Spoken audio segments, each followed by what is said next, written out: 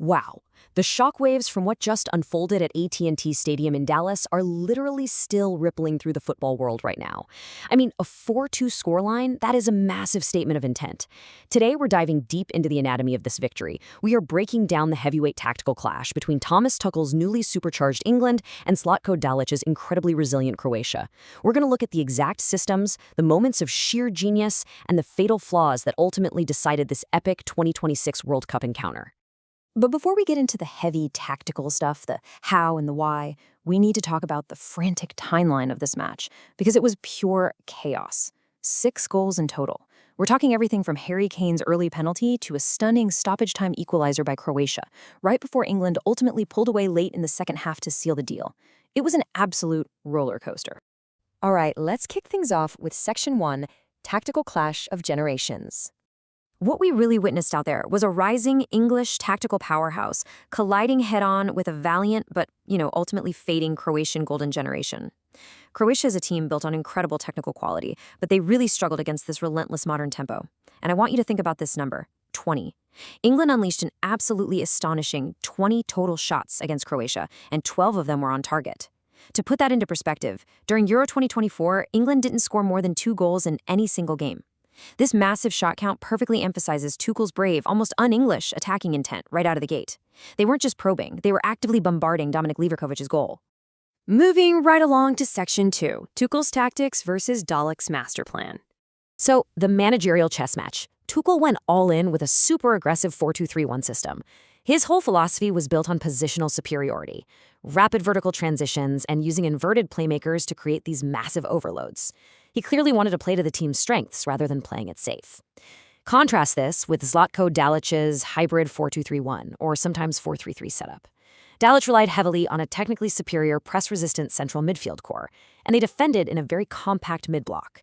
His plan? Frustrate England right in the center and force them out wide, where Croatia could create wide overloads of their own. Looking specifically at England's strategy on the pitch, there are really 4 crucial pillars to what Tuchel built here.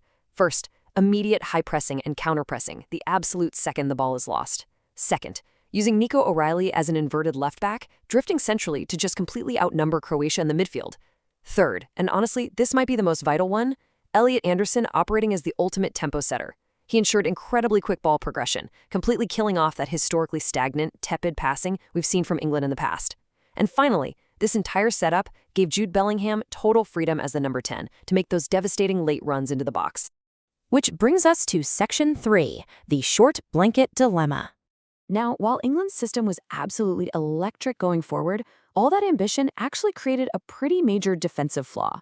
And to their credit, Dalic and his Croatian squad brilliantly identified and exploited it. It's perfectly encapsulated by this famous short blanket theory coined by manager Rafael Benitez.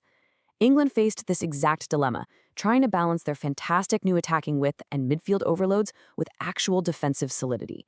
When they threw bodies forward, pulling the blanket up to cover their attacking head, they left their defensive feet completely out in the cold. Let's break down exactly how Dalic capitalized on this, step by step. Step 1, Nico O'Reilly tactically drifts into the midfield to act as that inverted playmaker we talked about. Step 2, that move completely vacates the traditional left-back position, and boom, a massive pocket of space opens up. Step 3, Dalic instructs players like Peter Sučić and the veteran Ivan Perisic to repeatedly target this exact gap. And Step 4, this overcommitment leads directly to Croatia's first goal. And actually, later on, a miscommunication on that very same flank gifted Croatia their stoppage-time equalizer. Dalic knew exactly where that blanket was the shortest. All right, let's dive into Section 4, turning points of the match. Tactics set the stage, but matches are ultimately won in key moments. And Thomas Tuchel's set-piece innovation was a huge one. Now for Arsenal, Declan Rice took 95 corners last season, almost exclusively in-swinging. But Tuchel introduced a totally new wrinkle, having Rice alternate between out-swinging deliveries from the right and in-swinging crosses. And wow, did it pay off.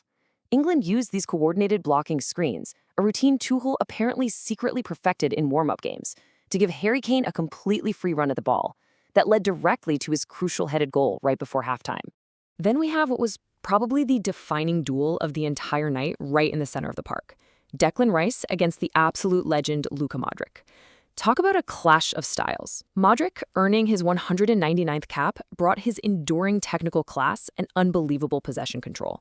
But Rice's sheer physicality, paired with England's relentless high press, just constantly disrupted Croatia's tempo.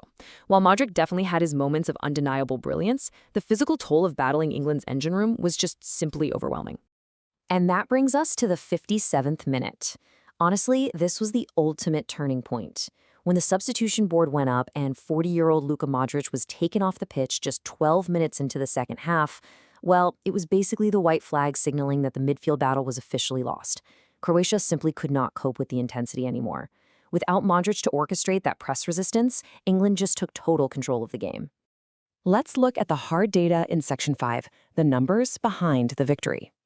When you look at the raw match stats, possession is actually kind of close. 55% for England, 45% for Croatia. But wait, look at the total shots, 20-11. Shots on target, 12-6.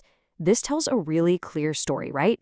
England wasn't just holding on to the ball for the sake of it. They were vastly more penetrative and direct with the possession they had. They turned the ball into immediate, dangerous actions every chance they got.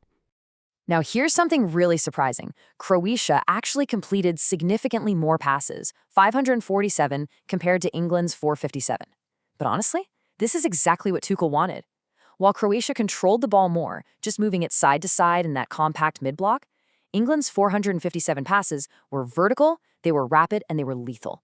By relying on Elliot Anderson to speed up the transition, England completely avoided those stagnant patterns that have plagued them in so many past tournaments. Just quickly checking out the standout player ratings, Harry Kane grabs a massive 9 out of 10. 2 goals, incredibly intelligent deep spatial drops. Though, yeah, there's definitely still a debate about his penalty technique after Livakovic initially saved that stutter step before VAR intervened. Jude Bellingham gets an 8.5 for being the absolute creative hub of the team. We also absolutely have to shout out Elliot Anderson at an 8 out of 10, truly the unsung hero of that midfield. And for Croatia, Martin Baturina was a massive bright spot with a 7.5, showcasing incredible resilience and a gorgeous long-range goal when all the central lanes are blocked up. Finally, let's wrap things up with Section 6, End of an Era, Beginning of a Dream. So, what's the ultimate takeaway here? Well, England's bold evolution just completely overpowered Croatia's fading golden generation. England combined German tactical precision with raw English attacking talent. Now, yes, that defensive short blanket vulnerability definitely needs fixing as the tournament progresses, but their squad depth and their bravery won the day. For Croatia, they showed flashes of true class, but they were ultimately just outpaced. This match really symbolized a potential passing of the torch in international football. It all leaves us with one massive lingering question. With 60 years of World Cup heartache on the line, has Thomas Tuchel finally found the winning formula? This was a huge statement of intent, and it leaves us incredibly hungry to see how they adapt going forward. Keep analyzing, keep questioning, and thanks so much for joining me for this explainer.